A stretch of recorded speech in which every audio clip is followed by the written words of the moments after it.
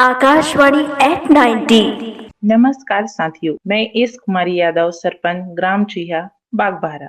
आज अत्यंत हर्ष का विषय है कि देश की प्रतिष्ठित प्रसारण सेवा आकाशवाणी अपने गौरवशाली 90 वर्ष पूर्ण कर रही है। आकाशवाणी ने दर्शकों से गांव-गांव तक सूचना, शिक्षा, लोक संस्कृति और जन जागरण का संदेश पहुंचाकर समाज को दिशा देने का महत्वपूर्ण कार्य किया है। किसानों, महिलाओं, युवाओं और आम जन के हित में प्रसारित कार्यक्रमों ने ग्रामीण भारत को सशक्त बनाने में विशेष भूमिका निभाई है। आकाशवाणी केवल समाचारों का माध्यम नहीं, बल्कि जन विश्वास और राष्ट्रीय एकता का प्रतीक है। इस ऐतिहासिक अवसर पर मैं आकाशवाणी परिवार एवं समस्त श्रोताओं को 90 वर्ष पूर्ण होने पर हार्दिक बधाई एवं शुभकामनाएं देती हूँ। ईश्वर से प्रार्थना है कि आकाशवाणी निरंतर समाज हित और राष्ट्र निर्माण की दिशा में नई ऊंचाइयों को प्राप्त कर रहे।